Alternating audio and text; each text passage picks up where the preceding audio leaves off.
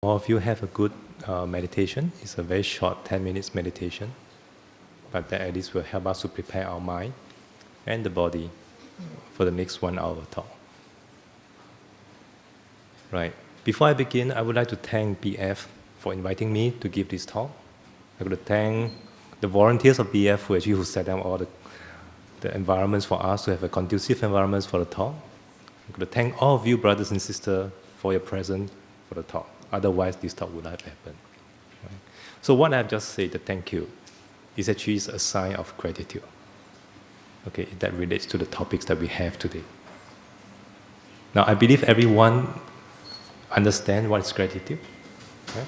It's to show appreciation for things that other people have done to you or given to you, right, in the act of kindness, to help you, right, regardless in your work or in anything that you do. That is a sense of appreciation and gratitude. And I thought it's a good time at this part of the year to show gratitude because it's already coming to the end of the year. Usually at the end of the year, we'll do a lot of things, right? One of the things that normally people will do is actually to plan for next year. So to set the resolution for the year to come, right? 2020. But I thought it's also a good time for us to reflect and to start to think about those people who have helped us along the year, throughout the year for this 2019. Have we actually said thank you to them? If not, how should we show our appreciation and gratitude towards them? And not just this year, 2019, but all the years that have gone by. It's a good time for us to do a reflection. So I thought it's a good time for us actually to reflect ourselves on gratitude and then probably also to remind ourselves about gratitude. That's why the topic for the day. Now, before we start,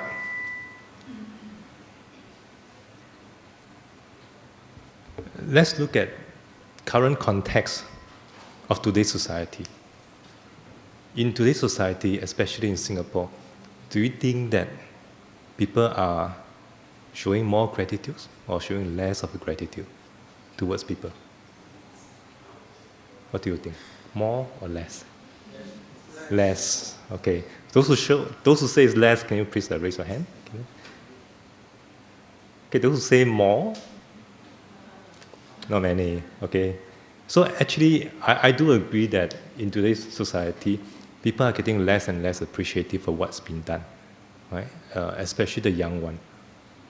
Things have gone so comfortable in the society, in the world, that people have forgotten the most important relationship about people. That's to say thank you and show gratitude. Right? We take things for granted. So we can see it from two aspects. One is actually from a very young generation, the young boys and girls that we have, the kids. Okay, and because I help out in the Sunday school in BF, so I do see the kids coming in and out, those who just join us, how they behave. Right? So it's quite interesting to see that nowadays kids are actually getting very pampered. I think it's a known fact. They are taking things for granted. Not just over the kids over here, but also kids at home, relatives, or even your cousins, or even your nephews or nieces. When you go to the house and visit them, or visit the elder there, they will not greet you, right? They probably just continue to play with the computer games, or at most they say hi to you, but they say hi to you in front of a computer, right? Or in front of the handphone, not directly come to you and say hi.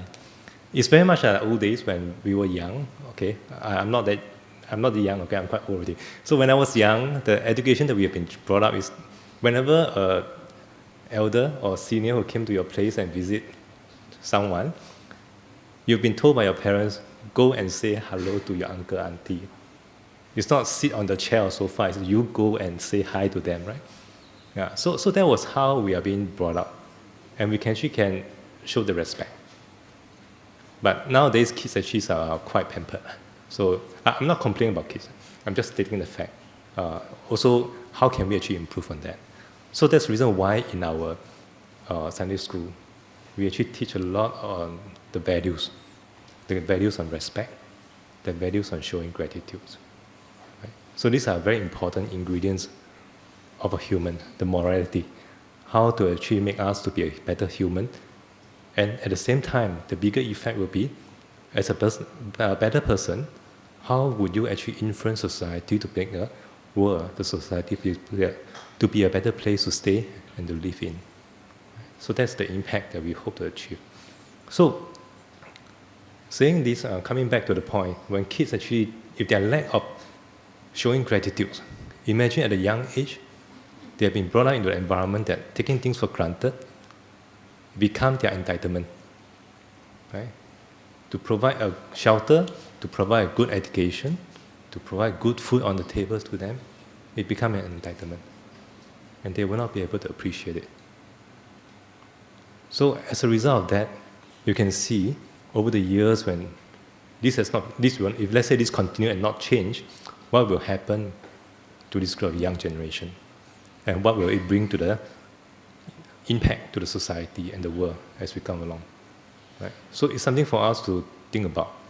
It's not something that we can just easily brush away. Let it be, right? They're still young. Let the school teach them, or let BF teach them how to be.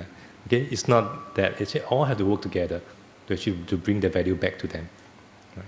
So that is actually very important points that I believe we should actually start to focus on how to train the young one to start to appreciate more. Okay, and start to learn more to be a better person and care for other people. And that's the reason why a group of volunteer teachers at the Sunday school in BF, they have been diligently actually trying to come together to help to bring this value back to the kids, right? So together with the parents, I believe we can do much more for this generation and also for the society and the world to be next time. Now that is about the kids. We talk about them because it's easy to talk, right? Kids, they will not, if you say them, you're doing wrong, yeah, probably will say yes, yes, yes, right? And after that, they forget. So they will not complain too much. But they probably will learn because they are at the age of learning. They will probably will start to differentiate what's right and wrong. So it's actually a good time to actually to teach your kids about that. Now, understanding the kids, they are in this generation and this situation, how about people, adults like us? Are we, over time, also become less appreciative and less grateful? I would think the set answer is yes. So we adults, though we have been brought up in the generation that, yes, in our early days of childhood education, we have been inculcated the values of gratitude and respect. But over the years, we tend to forget, especially as where things evolve, society evolve, things get faster with the mobile phone and technology. Things move so fast. We don't have time to think and appreciate. We just keep moving on, moving on, and moving on. And as a result of that, it also causes us to be less grateful and also take things for granted. Now you can see in the workplace, you can see at home, or even people around us. So that's also a sign of concern, right? We are being influenced by the things around us that slowly, over time, we lost a sense of, I won't say values, okay, not so serious, but we lost a sense of appreciating, right? Appreciating small things and things that people around us. And we are so focused on results, so focused on material stuff. That's something that I think as an adult, we should also start to actually look back on ourselves, reflect on it, and how do we anchor ourselves back to our nature self, actually to bring back all the values that have been inculcated and taught to us. And with that, we can bring it back to the kids, and so that the next generation can remember that these values are important, even though things have changed. The life is comfortable, not as worse as last time. So I think in our grandparents' generation, most of them have gone through hardship. They know how to appreciate. They know how to actually be grateful to people who help them. They know how to help people around. But now, we are all so comfortable, right? What we want is all up in front of us. There's no war, there's no drought, natural disaster in Singapore especially. Right? Everything is so good, so well. And the government has run the country so well. Right? Though there are some complaints, but I think we do actually can also proudly say that Singapore is actually one of the well-run countries in the world. So all these things comes with people behind the scene working very hard for it. But just that we just take it for granted. We did not really look deep into it, reflect on it, and things goes wrong, we just complain, right? So that is something that maybe as a Buddhist, we should actually reflect more, because one of the practice for Buddhists is to reflections, right? And meditation. I'll talk more about that later.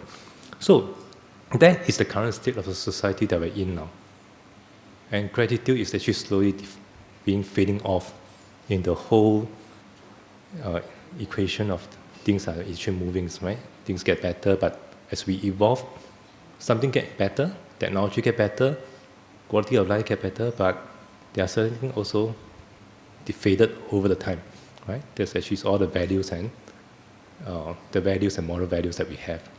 So in fact, this is what we have seen today, but not to worry. I mean, we can also realize it, and then it can improve on the situation. So actually, back in 2,600 years ago, when Buddha was teaching, in his life, he also emphasized a lot of gratitude. He also actually raised the concern about this as well, right?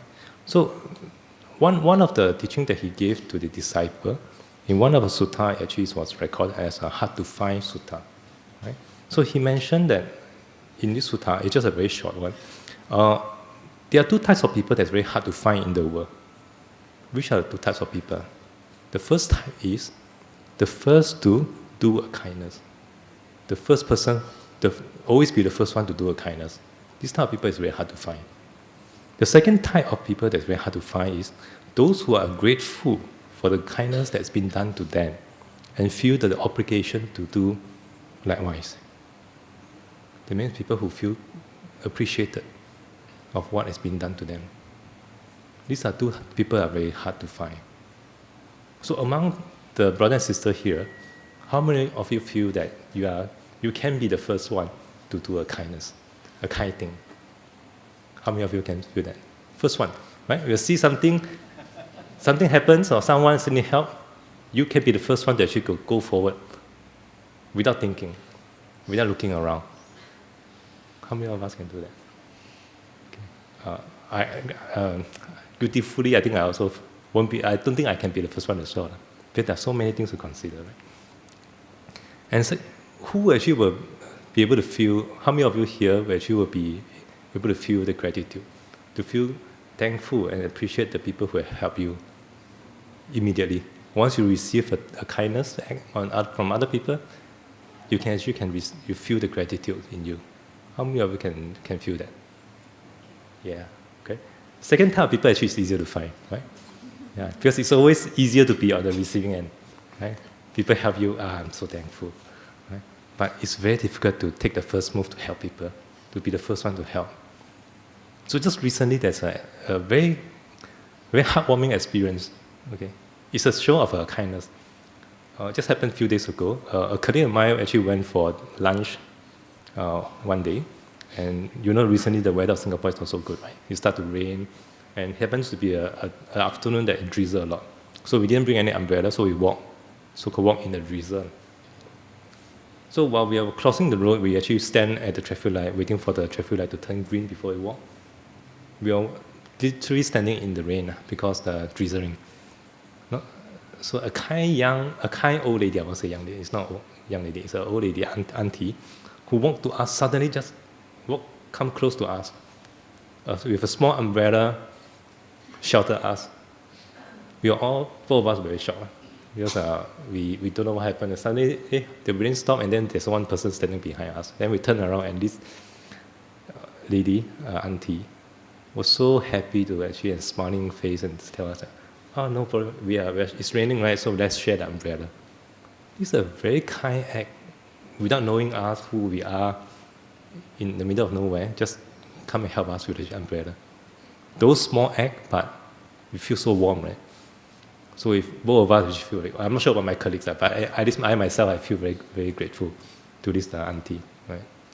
So that is actually a demonstration of a kind act that a person can offer without asking for return. She didn't ask for a return from us. Right? Just as when we walk across the road, we just say bye to each other and thank her again. And yeah, that's about it. Right? And we feel so happy about it. Right? So that's the power of showing a kindness. If I recall, earlier this year, I actually also gave a talk about kindness. How kindness is, how can we practice kindness, and the importance of demonstrate or do a kind act. So it's the same thing that we can see in our society. Right? There are kind people around. There are people who actually will take the first step. Though the Buddha says it's very hard to find, but there are people who are like that. Right? So we, as a practitioner, as a Buddhist practitioner, we should also practice that. Remind ourselves, when it comes to a situation that we need to offer help, be the first one to step forward. Okay, don't be shy about it. I think the problem that we have is actually we feel about paiseh lah. Okay, sorry, pardon my Singlish. Okay, so for those who don't understand, paiseh is actually shy. Okay, if I offer help, what if the person rejected my help? I feel embarrassed, right? Or what if other people around who look at me and say, "Hey, what are you trying to do?" Right? So it's this kind of a thought that actually will deter us from doing kind act. So if you can put aside that kind of thoughts, it's time that we right from our heart we feel that it's good to do that, to offer help. Let's do it. Right? Don't think twice. So that is the first type of people that's very hard to find. Now, but when Buddha says this, it doesn't mean that he's very pessimistic, that this world is always like that. I think what he's trying to emphasize in this teaching is that he tried to actually encourage his disciple.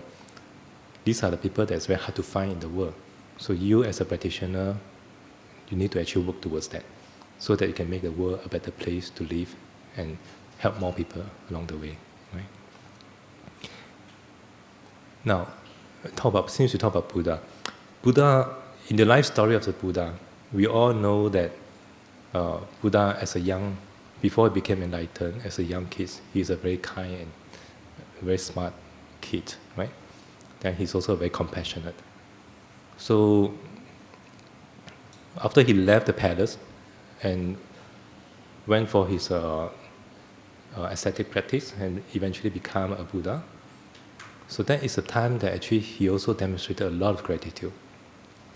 If you recall the life story of the Buddha, after he gained enlightenment, he actually spent 7 weeks around the vicinities that he gained enlightenment. Every week he went to a few places, right? And what did he do there? In one of the weeks, according to the story, it was recorded, the Buddha actually showed gratitude, a gratitude to the Bodhi tree. Okay? It's not to a human being, but just to a tree. Why he showed gratitude to the tree? It's because he gained enlightenment under the Bodhi tree.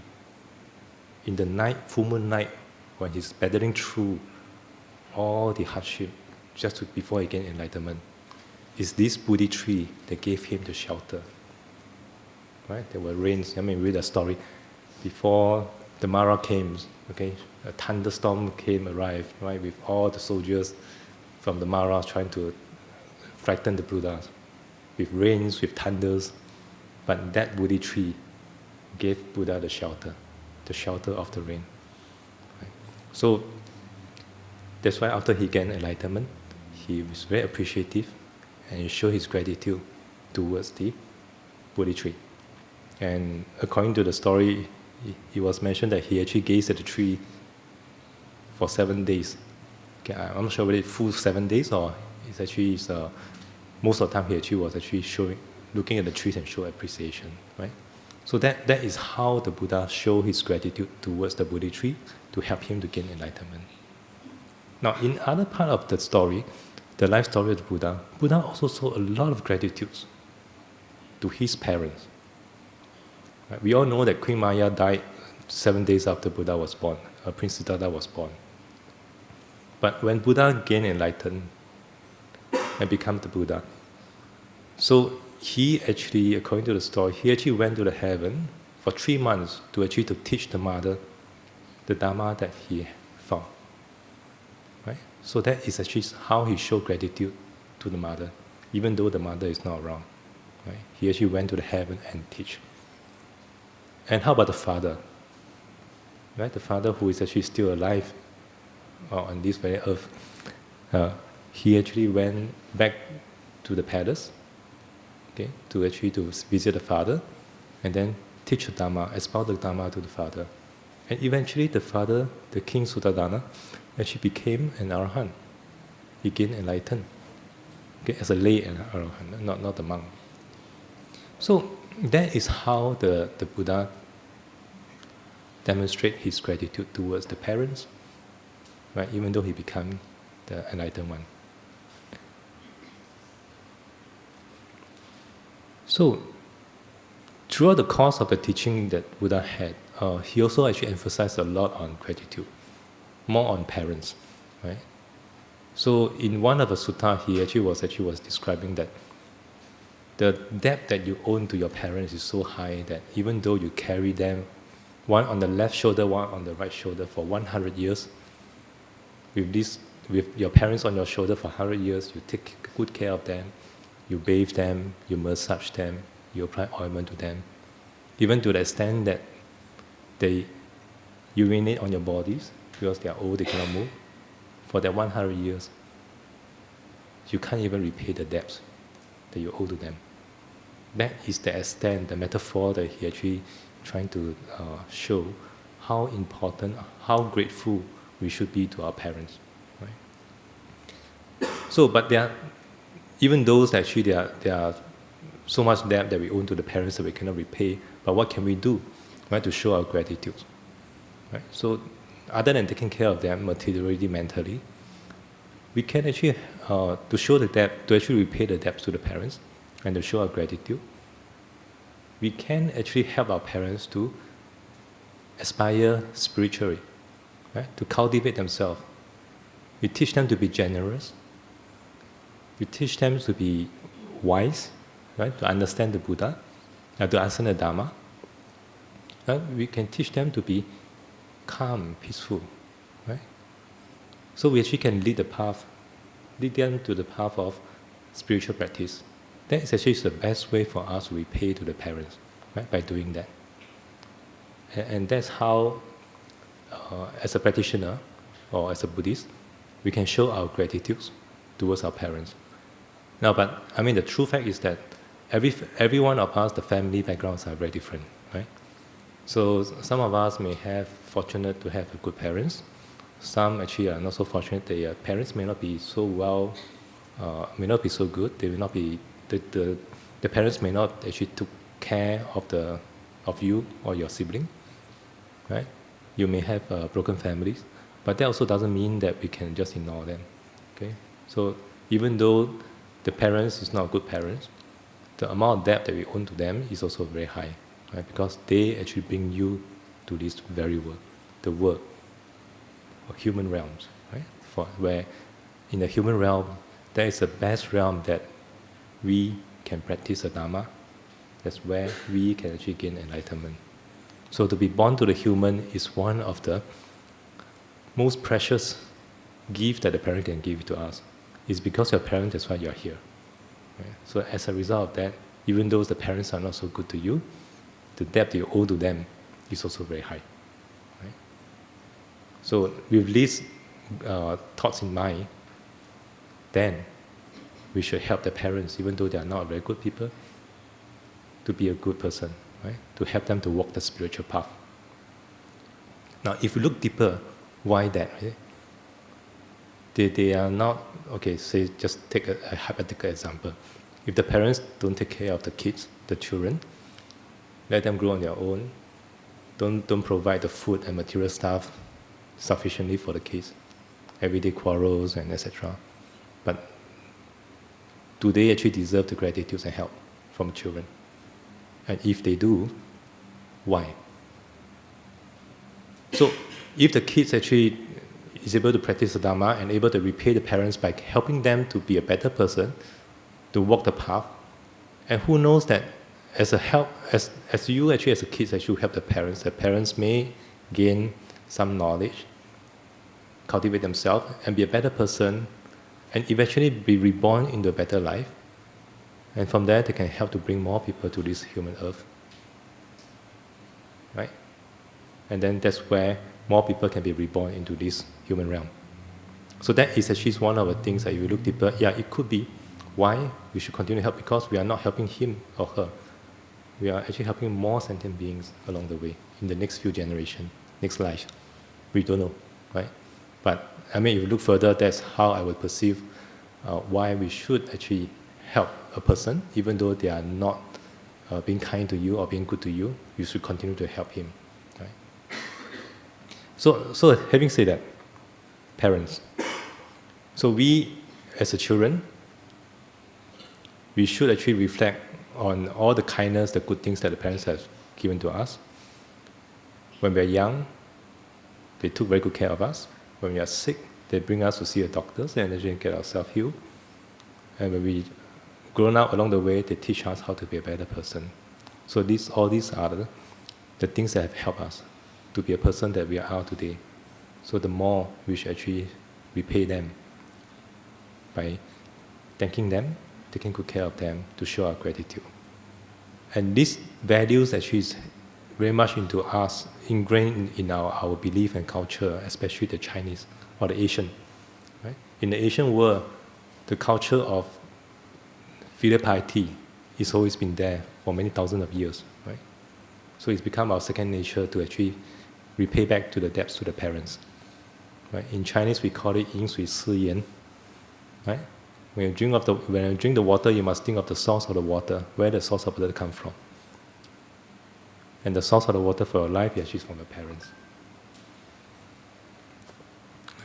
Now, that is about the parents. Buddha actually taught about showing gratitude to the parents. Now, how about other aspect, gratitude? One of the things that the Buddha also taught is that he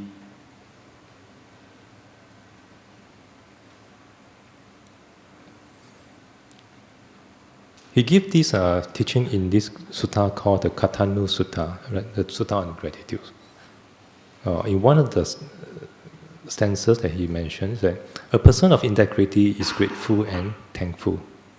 This gratitude, this thankfulness, is advocated by the silver people. It is entirely on the level of people of integrity. So when he says that a person with integrity will always have the values of gratitude. And what is integrity? Integrity are basically people with moral values, right? People with consciousness, who is compassionate, who is actually morally upright. We don't go around cheating people, hurting people, right? So these are people with integrity. So what he says is that as a practitioner, we all need to be grateful, to have a sense of gratitude in us, right? So that it becomes a very key values of all of us when we're practicing the Dhamma.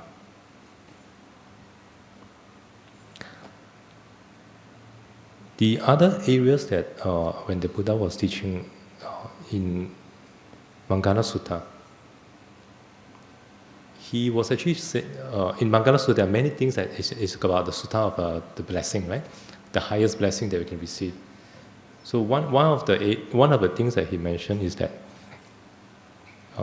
in the Sutta he mentioned to be respectful, humble, contented, and grateful, and listen to the Dhamma on due course. This is the greatest blessing. It's one of the greatest blessings that you can get. Right? And gratefulness is mentioned in this sutta as well. Right? So that's how he actually emphasized on the practice of gratefulness. But if you look at there are so many teachings that Buddha taught, right? Actually, gratefulness, if you do a Google search, that there's not many teaching that really specifically talk about gratefulness, right? Gratitude. But gratitude is actually a very important part of the teaching that we all have. As the Buddha has taught. It's not explicitly mentioned, but actually true in the other forms. Right?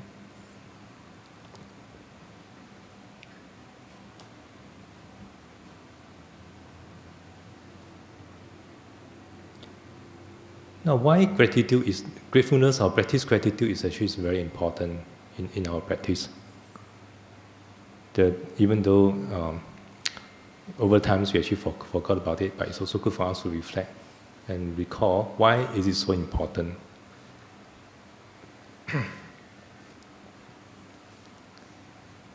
As you know from the teaching of the Buddha that I mentioned earlier, practice kindness and gratitude is actually one of the virtues, right? It's a virtue that all of us should have, that it will help us in our spiritual practice. So with the sense of gratitude, you're able to actually to cultivate yourself more, you can reflect upon yourself more. Why is that so? Now imagine, earlier we talked about people nowadays are getting less and less grateful, taking things more for granted. Right? Imagine that if, let's say, you realize that and you start to be more grateful and be more appreciative of things that's happening around you, what are the benefits that you can gain from there? So think about that. If there is a peace, take a scenario. After a day of hard work, you go back home, your wife prepare or your husband prepare a very nice, sumptuous dinner on the table. Spend the whole afternoon prepare for dinner. What would you do? Okay, maybe make it more exciting. On the day of hard work, you got scolded by your boss, lousy mood. Come back home, okay, the wife prepare dinner for you on the table. Or the husband prepare dinner for you on the table. You drink the soup. Why so salty? Right. Then you eat the vegetables. Why no taste? Why so bland? Are you showing gratefulness and appreciation to your wife or husband who prepared the dinner? Or whoever prepared the dinner? No, right? But if you are able to practice gratefulness, gratitude, right? Even though you have a hard day, come back home, the soup tastes a bit salty, but because it was prepared with love, right? And prepared with a lot of kind heart, right? But by someone that you love, you can appreciate that. Right? Once you appreciate that, at least someone cares for you. At least you know that you are hungry, your stomach is empty. Someone will take good care of you by giving you food on the table, no matter how the food will taste. If you can look at that from that perspective, yes, this side of the world you don't feel so good, right? Got a hard day, got a hard time. But once you come back home, there's someone that you love or who loves you, taking good care of you. And if you can actually show gratitude and be aware, okay? Later I'll talk about awareness. And be able to actually to demonstrate and say thank you to the people or the person who prepared the meal for you. It will change your life. How it can change your life? Okay, let's rewind back to the first scenarios. You complain, the soup so salty, the vegetable not so nice. Then the person who prepared the meal will say that, if not so good, don't eat lah. Then after that, what happened? Quarrel, right? Then the night will be spoiled again, right? And when the husband and wife quarrel, the kids suffer. So the vicious cycle of that actually can be quite bad, right? The consequence of that, if you carry on your negativity and don't show appreciation, can cause a lot of downstream impact. But what if, let's say, second scenarios where you show gratitude, you show appreciation to whoever prepared the meal for you, and people will ask you, what? The person who prepared the meal will be very happy, right? They'll be more open to actually to care for you more. And most likely the second scenarios will be, continue from second scenarios will be, so how's your day today? Then you can start to complain, right? All the grievances all start to come out. But because you actually show appreciation to the meal, that person will be more open to listen to you and help you to relieve your stress, right? By giving you, console you, by saying it's okay, don't worry, right? So it will actually change our consequence. That means the next path actually has been changed already, because we come from a very negative start, you come back home, things change better because you show appreciation. Right? In the Buddhist, we believe it's actually a cause and effect. Right? Because you don't complain, you don't bring back the negativity, you show appreciation, and things will get better for your family, and then for you, it also get better because someone listened to you, and you actually will tend to achieve, you release your load, and then moved on from there. Right? So showing a bit of appreciation, small bit, will help. Because everything that we do, as we all know, because of the cause and effect, it can actually lead to a result that will be beneficial to you. Right? So gratitude helps a lot if you actually are able to show a small piece of gratitude to people, to what people have done to you. Say thank you, appreciate it. It will actually bring on to a lot of benefits subsequently. Now, as we practice more and more gratitude, we tend to be able to be getting more contented with things that is around. There's things actually around you. When you are more appreciative, when you appreciate small things that's actually happening around you, your greed and desire can gradually actually reduce as well. One of the 3 poisons that actually affect us is actually greed, right? So that's why just now when you do the offering, right, it actually help us reduce our greed, to reduce our ill will, and actually to reduce our ignorance. So by practicing gratitude, it actually will be very good for you to address the first poison, that's the greed. Why are we so greedy? Because we always want to have more. The expectation getting higher and higher. But if you start to show appreciation of small little things around you, actually you feel very contented. Okay? The important thing actually is contentment. Once you have more contentment, you will be you actually have a less desire to ask for more. If you're contented with a simple meal at home, you will not be actually crave for sumptuous dinners, right? Big feasts. You will not be actually tempted for that. If you are contented with the work that you do in the office, right? Contented with colleagues around you, the nice colleagues, a nice boss, nice environment, nice motivation, you will not be actually have this strong desire and urge to fight, to perform, right? To fight, to actually to do better than your colleagues. But that's different from being complacent.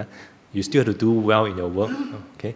You still have to do to get better, to help everyone to grow, the company to grow. But what I'm trying to say is that the negative side effect on your own emotional part will be managed.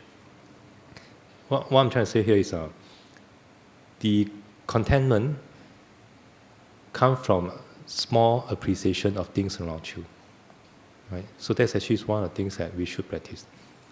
The more desire that you have, the more angry you become, the more impatient you become.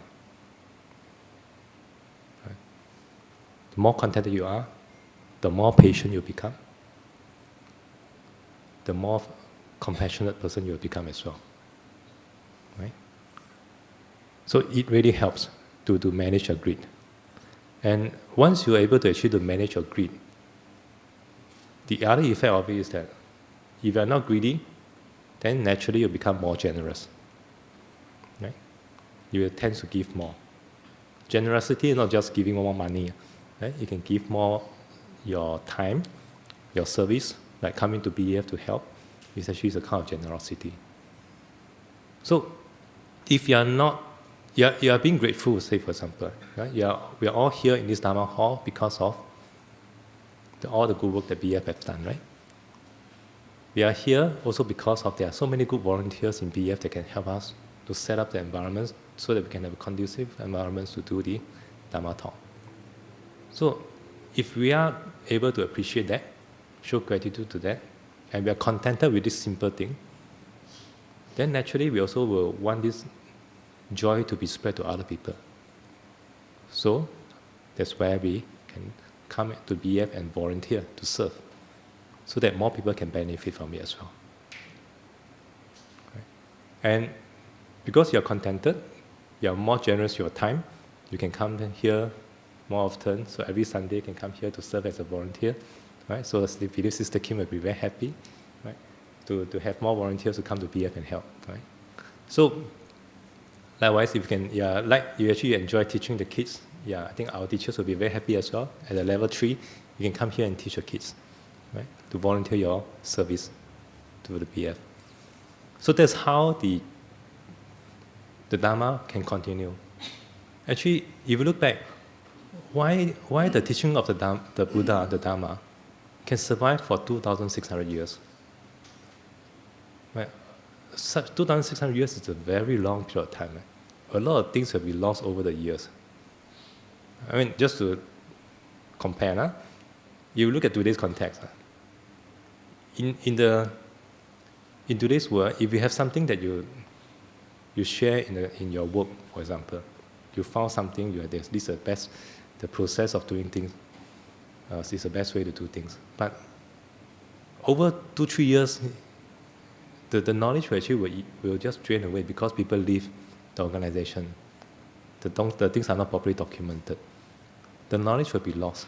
Right? It can be very fast. A few years, you can lose the knowledge already. But why Dharma can sustain for so many years? It's all because we have good Sangha who continue to teach the teaching of the Buddha. And we also have a lot of supporters and lay practitioners who continue to learn and to share the knowledge with people around them.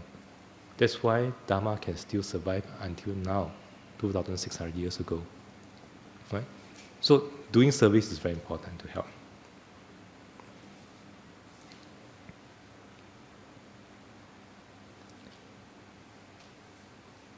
Now, the other benefit for gratitude is actually that you can help you to overcome challenges in life. Now, how many of you actually have gone through a very big challenge in life that you don't know what to do, you are lost, you are sad? I believe this is part and parcel of life that most of us will go through, okay? Be it one time or multiple times. But with the sense of gratitude, we are able to actually to look at things from different perspectives. You may have actually come across that our mind is conditioned by how we perceive things, right? You all have gone through, you probably have heard some part of it. When you look at one thing, that one thing to you may be bad, but that same thing to another person may be good. It's all because of perception, how you perceive things. Right? And the perception actually comes with your experience, right? Your experience plus perception, that becomes how you feel your emotion, right? And how you manage it. So if you can able to actually practice gratitude, that become one of the ways that can help you to manage difficult situations, change your perception. Okay, same thing. You get scolded by your boss. Okay, not that I always get scolded by my boss. So you get scolded by your boss that day, you get very upset. Okay, you feel very down. But that is that moment where you get scolded. But if you can look at it from a bigger perspective, through the practice of gratitude, you actually can actually help you to actually minimize the impact of that situation. How? Look at it from the other perspective, that you're grateful that you have the job. Right? You only get scolding, right? You're not being dismissed from the company. You're grateful for that. You're grateful that someone actually tell you that the mistake you have made, so that you can be a better person. Okay? And you're grateful that you have colleagues around you who are supporting you when you're in the trouble. So that is a different perspective of how you apply your gratitude, your gratefulness, to help you to overcome a situation. You have a big picture, right? You look at it from a different perspective. And the problem that you encounter becomes so minute. It actually has less impact on you. So that is actually one of the benefits of practicing gratitude, right? To be able to see things from different perspectives. Right? As you practice more and more, you see that even though the big crisis come, you are so be grateful that, at least you have someone with you to support you throughout the journey. Right? So that is how the practice of gratitude can help you to overcome difficult situations. Now, talking so much about gratitude and the benefit of it, how do we practice that? I think that's more important. So I'll reserve about 5 minutes or 10 minutes to do a very short exercise to anchor on how to actually practice gratitude in your daily life. But before that, I'll just briefly run through.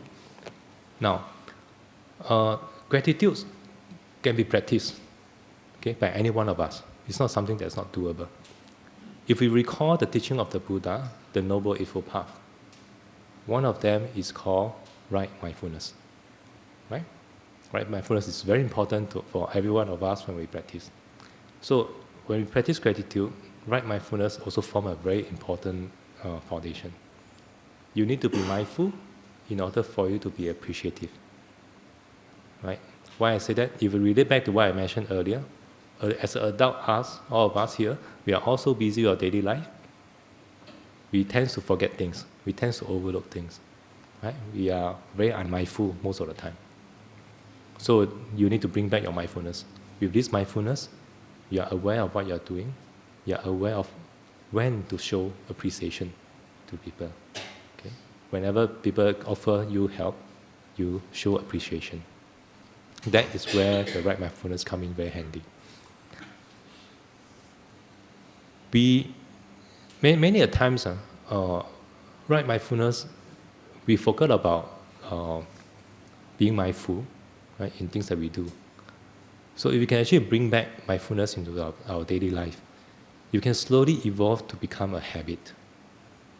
I'm not sure. In my earlier talks, I actually mentioned that we human beings are actually controlled by habits. A lot of things that we do, that we think, that we behave, are all habitual. Right? You can try to reflect on that. Okay? You experience it among yourself. Whenever things happen to you, your auto reaction. Be mindful about your auto reaction. Yeah. This auto reaction is your habitual energy. Right? When you wake up in the first day in the morning, the very first thing they'll do is your habit. Okay? Some will go to the washroom and brush your teeth, some will do something else. So that habit need to be trained. Right? So to actually practice gratitude, we also need to train the habit of be aware of it and to show appreciation. And that training can come from right mindfulness. Being mindful of what you do, what you say every day, every moment, and slowly over time, you can cultivate this habit to practice the gratitude. Now, second practice of to practice gratitude is a bit more challenging. Is to express yourself, say thank you, how appreciative you are. There are people who are very expressive. To them, no problem. Okay. Everything they can just go straight to you, hug you, and say thank you. Right, very expressive. But there are certain group of people who are more introvert. Okay, myself included. To hug people in the open, I think it's a very hard thing to do. To show appreciation. Yeah, but to say thank you, yes, that one no problem. Right? So express yourself. Remind yourself to express yourself to show appreciation, to be grateful, even though your parents give you, prepare a small meal for you. Show gratitude to them, or your spouse who do so, right? Even if someone who drives you from a point A to point B, also show gratitude to that.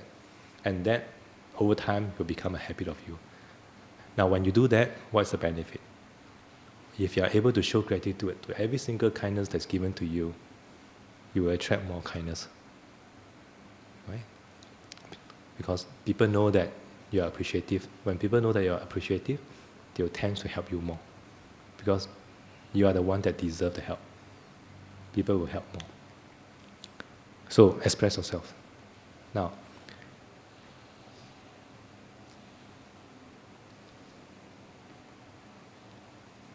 we talk about appreciating, right? So contentment. Be contented with what you have. So one of the practice that you can do in your daily life is that to be contented with what you have. Don't ask for too much more, right? So, and as a result of that, you will be less complaint. There'll be less complaint from you, right? You're able to actually slowly be more open to accept whatever that comes along the way. Right? So, simple joy, yeah, be grateful. Simple gift that you receive from your colleagues, yeah, be grateful of that. Right? So now this period, I think those who are working, I think in the office there'll be a lot of people giving you small little gift, right? So I do receive quite a number of gifts from colleagues, which is very kind of them. I'm very grateful. Yeah, so those they say small gift, but it really shows the appreciation that they appreciate the one whole year of work that you do for them. Right? So all the hard work they have done, actually you can feel the joy. Right? Even though things don't go well along the way, but at least people who are appreciative, it gives you the motivation to push on. Right? That's how you find motivation to actually overcome difficult challenges and difficult moments in life. Right? So that's the receiving on, right? So, but you as a person who give, the first hard people to give, the first hard person to find is the first to give the kindness, right? So please be the first hard person, give kindness to the people around you, be the first one to do it, so that when people who receive it, they can feel appreciated, right? They can know that you are actually appreciating all the things that you've done for him or her. And then from there, you can continue to give more. So that is actually the three basic things that I can talk on in terms of, there are more, but I will skip because of the time. I will reserve the time to actually for us to go through the practice, a practice to help us to cultivate the habit of gratitude. Right? So if you could, let's get ourselves ready. It will be a meditation practice. So for those who actually practice meditation every day, you can use this as one of the practice. Just for information, this practice comes from a teacher, meditation teacher called Jack Confield. So he has this guided meditation that can help us to actually to reflect on gratitude and help us to practice more. Okay. So get yourself seated. Adjust a cushion on your seat. Make sure you are comfortable. Okay. So in this calmness of mind, so recall back the calmness of mind that you have achieved in the first part of the meditation. And now slowly close your eyes, relax your body, and we'll listen to this guided meditation for gratitude.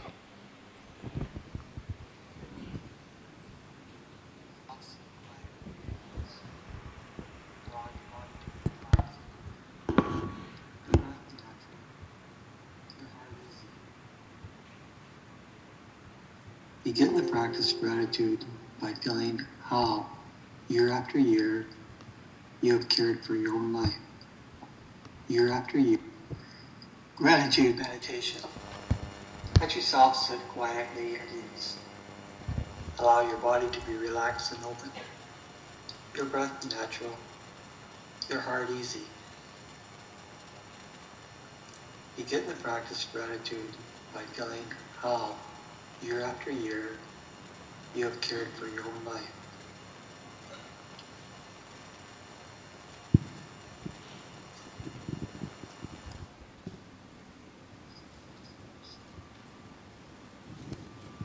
Now, let yourself begin to acknowledge all that has supported you in this care.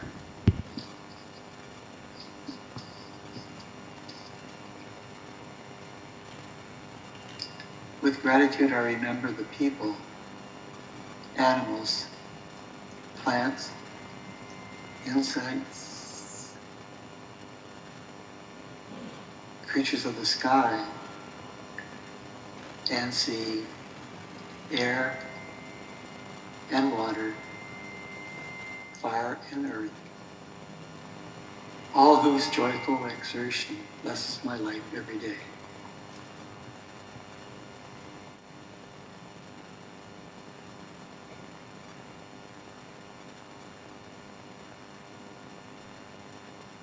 With gratitude, I remember the care and labor of thousands of generations of elders and ancestors who have come before me.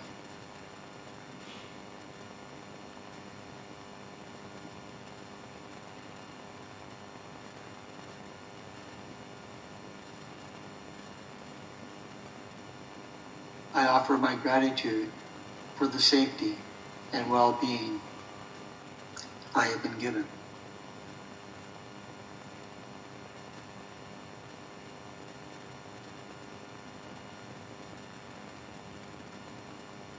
I offer my gratitude for the beings of this earth that I have been given.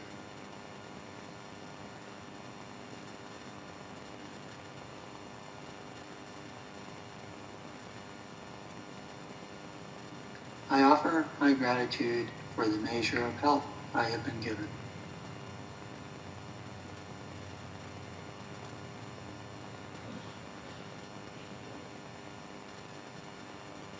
I offer my gratitude for the family and friends I have been given.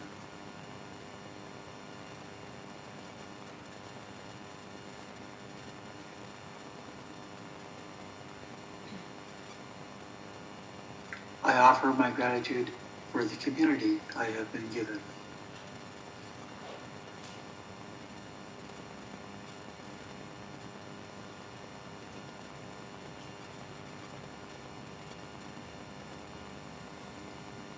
I offer my gratitude for the teachings and lessons I have been given.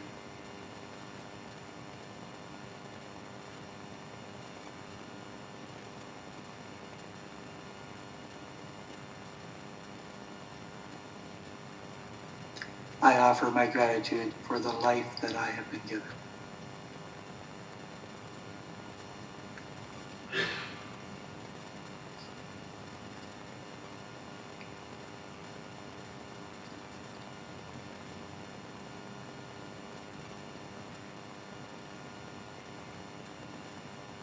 Just as we are grateful for our blessings, so we can be grateful for the blessings of others.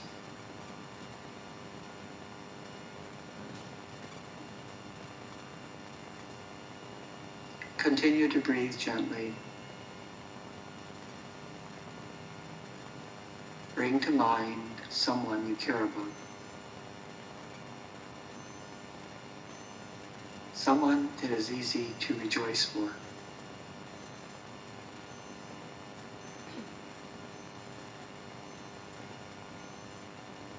Picture them and feel the natural joy you have for their well-being, for their happiness and success.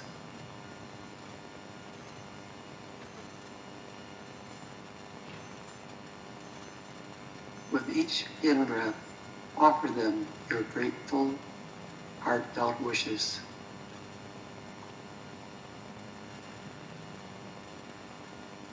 May you be joyful.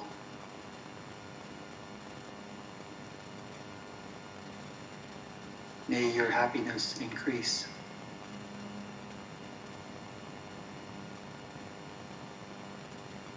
May you not be separated from great happiness.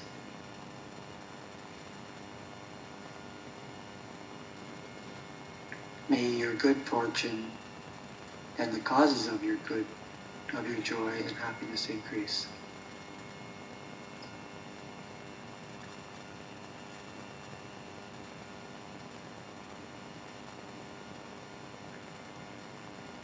Sense the sympathetic joy and caring in each phrase.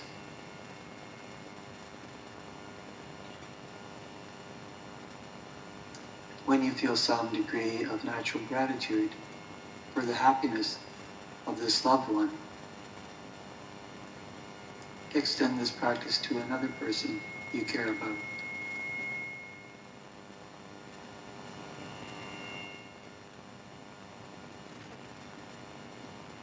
Recite the same simple phrases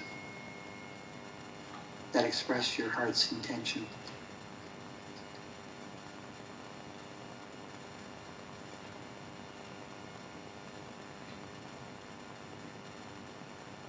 Then gradually open the meditation to include natural people.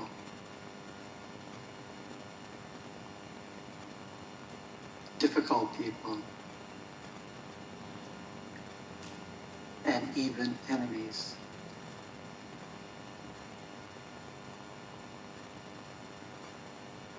Until you extend sympathetic joy to all beings everywhere, young and old, near and far.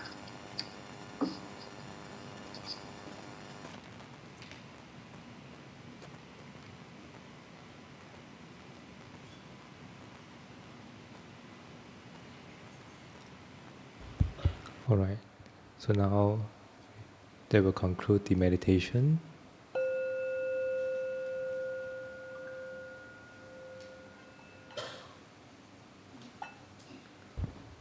So this is just one of the very simple gratitude meditation you can do. For those who are interested, you can go to the YouTube and download these instructions from Jack Confield, right? Gratitude on meditation on gratitude.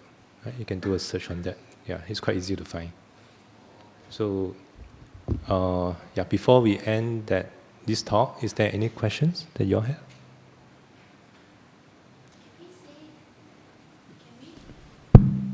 Can we say 3 big sadhus for the talk? Sadhu, sadhu, sadhu. Thank you very much. We Thank are you, sister. very grateful. Yeah. Thank you very much. Thank you. So do we have any questions? I think it was a very clear, very concise, and I think he had all the points, so well explained. So I think it was fantastic. Thank you so much. We will be very grateful for any questions. Okay, thank you. Okay, good morning, Brother Tai Wee. Thank you for coming to PF, giving this talk. I seldom ask questions because I seldom sit here, but since today you brought up this topic of gratitude, how do you protect oneself, your mind? Because now that you set your standard to be grateful, to make a move, to be very kind, but in certain organizations or outside, when you see something happen and nobody comes out, or rather somebody, you have done somebody a good deed or favor, and then he never really show his gratitude to you. How do you protect yourself from this kind of agitation? Yeah, thanks, brother, for the questions. Yeah, so that's why that's the reason why it's very hard to find a person who can make a first move to show kindness, because of this rejection, right, or non-appreciation from the receiving end, right. So that's why as a Buddhist, when we practice ourselves in a few ways. One is we have to practice non-self, right? Selflessness. When we do something good to other people, always do it with the intention of not getting any return, even though the other party doesn't show the appreciation to the kindness that you give. You do it out of your good heart. That is actually more important. Now, I forgot to mention earlier in the point that when we show gratitude, even though we show gratitude, it must be sincere, right? The sincerity is actually the most important things that we should focus on. It's not so much on what would the other people think of you, right? So even though you want to help people, want to do good things to other people, always start with a sincere mind. Once you have a sincere mind, the next of the few things actually will fall in place. You don't need to worry too much about how people think, not so much on recipient, how other people, or how other people around you would think. Don't focus too much on that. Follow the heart, right? So we always remind ourselves, we follow our heart. Things that we do, as long as we know that actually is anchored by moral values, by our 5 precepts, we just go ahead and do it and help people, right? So that's how we can actually encourage ourselves and protect ourselves. Because when we protect ourselves, sometimes we actually will protect ourselves from getting hurt, right? Especially we get rejection. When you help people, people reject it, you get hurt. So over time, you actually will feel, you get hurt because you will feel inferior. Then you will feel less confident of yourself. So yeah, if you can look at it from different perspective, or do it differently. When you offer help, always help with a sincere heart. Don't expect anything in return. Then you will not be disappointed. Yeah. I hope. It's okay, but what I'm trying to say that you are not there to help people, no? but because you have this kind of mentality, right? Anybody kind souls should come out and help, but nobody come out. At that time, your mind will be quite disturbed, quite agitated in the sense, you know. So you become a victim usually. Oh, okay, sorry. So that means you are the observer. That means you are the observer, right? So you are unable to help because you're too far away. But so far, let's say an old lady or fall down and nobody go forward to help. Then sometimes it's the mindfulness and the super mindfulness. Yes. And then Right. what they call it, the defilement will also arise. Yeah. So that's actually where another practice is letting go, non-attachment. Right? Because some of the things that sometimes we actually hold to our view very strongly, right? Our moral obligation, right? So you think that how come the old lady nobody help, right? Because you can't help, right? We're in the bus, whereas on the road, nobody help, and then you feel very frustrated and angry. So that actually is because we are being held captive because of our moral values. That why such a world? You feel sad, you feel angry inside. But that, if you reflect upon it, it's actually your own personal defilement, because we are not able to let go, right? So yes, we feel sorry for the old lady who's not been helped, but we also cannot get ourselves angry, because as one of the three poisons that we talk about, ill will, the anger, hatred is one of the one that cause you to be very emotionally affected and affect our practice. So we do the best that we can, right? Sometimes if you can't really do it because of certain circumstance, you just have to live with it, accept it and let go. It's not live with it. Sorry, I correct myself. We should actually look at situation, things that cannot change. You have to learn to accept it. Okay. So those who actually who know about the 圣严法师 practice, right? You have to actually look at the things, understand it, appreciate it. Important thing is to accept it. Once you accept it, you let it go. You don't cling on to it. Right? So I think same thing for us as well. Right? If you can't do anything about it, you just have to accept it, and then you let it go. Right? Don't hold on to it. Right? Yeah, thanks for the question. Yeah. Yes. Thank you. Thank you. So nowadays it's very common to see, instead of helping people, whip up their handphones and take a video first. Okay, are there any other questions? There's a question here. Oh, right. Sorry. Thank you. Good morning. Thank you for your sharing. Just wanted to clarify, the people around us, right, sometimes when they help us, and then we feel grateful and we feel thankful for their actions, so we want to repay them, and we do something for them in return. But sometimes they perceive it as our reaction or our action as disproportionate to the help that they have actually granted or offered to us. So how do we manage their feelings as well as our feelings in such situations? Yeah. Okay. That's a good question. Thanks for that. Thank you. So actually, it's a matter of expectation, right? So the expectation of the other parties actually is higher than what you actually perceive, right? So that actually goes back to the same point again. When the other person who actually is being kind to you, what is the intent? Right? If the intention is to have something in return, then the kindness that this person gives to you will need to be reduced, right? Because it's not of a pure kind intention to help, but actually it's the help that offer with the intent of some return. So even though when you say thank you, show your appreciation to this person, and he or she is not appreciative of that, then for us we can just let it go, because to us we actually feel that this is my way of showing gratitude, and this is how I will show gratitude to you. At least from my heart, I'm sincere to show my appreciation. If he doesn't receive it, he does not seem to be able to think that it's enough. Actually, that is actually his intention is wrong from the beginning, right? So as a Buddhist practitioner, we always go with our intent. Okay, what is our intention? Anything that we do is always important to really understand why are we doing that, our intention. Okay, so the earlier questions that the brother here asked is, if let's say the intent to help people actually is to expect a return from them, then that is not a good intention to help, right? So if you recall back to the teaching of the Buddha, the dana that we give, right? We offer help is also a form of dana. If you offer a dana, something to someone to help or goods or service to someone, in return you expect something in return, then that kind of offering in terms of merit is actually very low. Versus when you offer help and offer the service or dana with no intention of getting something in return, that kind of offering, the help that you provide, will have a lot of merits in it. Right? So you can use that as an analogy to actually to reflect on that.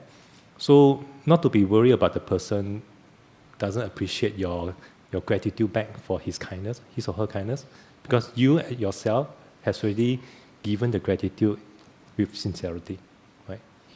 So when we give gratitude or show gratitude, it always have to be from your heart. One of the common problems that we face today, we say thank you all the time, right? Thank you this, thank you that. But if you look at it, are we really serious about our thank you? Someone offer you something, you receive it, you say thank you. But is your thank you really from your heart? Or is it a habit, social habit, that when someone gives you something, you always say thank you? Right? Just like when every morning you meet your friends or meet your colleagues, first thing you say good morning, naturally you say how are you, right? But are you sincere to really want to know how are you doing? It's not, because it becomes so used to it. Right? So this is the habitual energy that we have. We need to be able to realize that.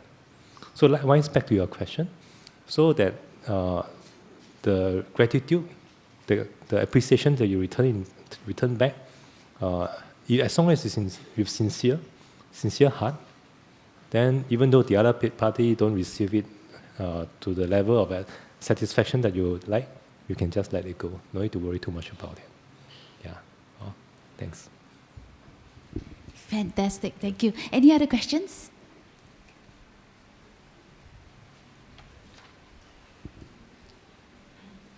Okay, thank you, brother, for sharing. So just some questions and comments on it's good that for us that to help people that without the people asking on the help. But I think nowadays, right, in the world now, people are using that, they're asking for the help, but when they ask for the help, it's kind of, they're doing the social engineering that they're taking benefit of our help. So just like in the airport or something, somebody want to ask us, can you help me to bring this to me or hold this for me for a while or something? So how do we face that kind of problem in the helping people? So don't mind if I just paraphrase the question. So Okay. What you're asking is that how to actually protect yourself when you're helping other people, right? Because you also don't know whether the person who asks you for help, is it genuine or not? Yes, correct. Yeah. Okay. So thanks for that. So actually that is actually also a very good question. So when we offer help, we must offer help with wisdom. Okay. One of the things that I also realized in the Buddhist community, we like to do a lot of things to uphold our practice, our values, our belief. But very often we do things short of one very important ingredient. And that ingredient is called wisdom. Right? Because Buddha say you must be generous. So I just donate. I donate all my properties, all my material stuff. In the end, I don't have enough to actually feed my family. Who suffer? My family suffer. Okay? So that is actually a sign of wisdom, a lack of wisdom.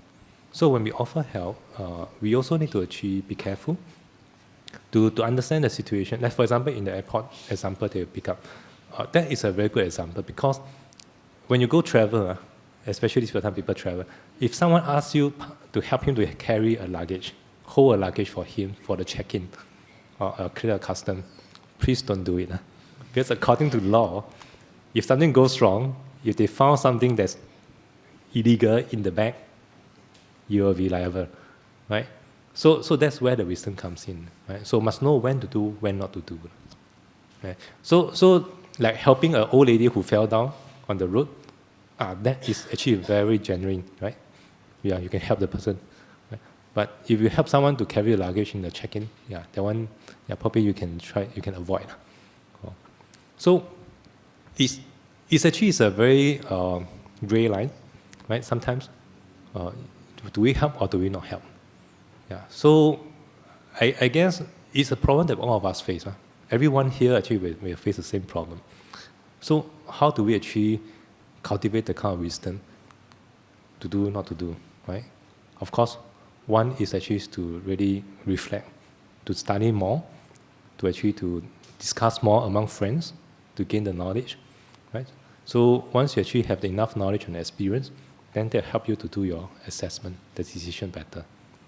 And of course, if you start doing it, and you do more, you also learn from mistake. That's where you get better. So in the technology terms, that I'm not sure those who are in technology field, artificial intelligence is one of the very interesting topics, right?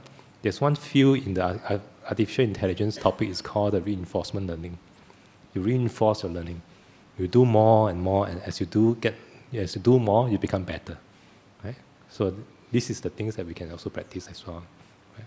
So share, discuss, and then do it, and as a process of doing it, you learn and improve, right? So that actually will help you to make a better decision to help or not to help. Right? I hope that answered the questions. Okay, thanks. Thank you very much. Any other questions? Gratitude on the meditation application of gratitude? Okay, I think, thank you, Brother Tai Wee,